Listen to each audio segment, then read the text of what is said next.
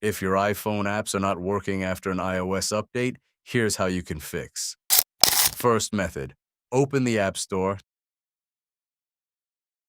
tap on your profile,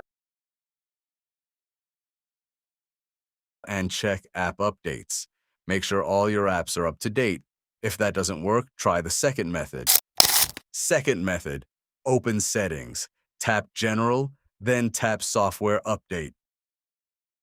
Make sure your iPhone is running the latest version of iOS.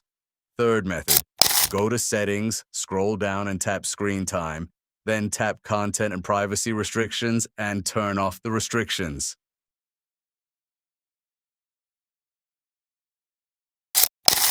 Now go back to Settings, tap General, scroll down, and tap Transfer or Reset iPhone, then tap Reset and select Reset All Settings.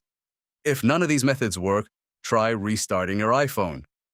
And that's it. If you found this helpful, don't forget to like, share, and subscribe.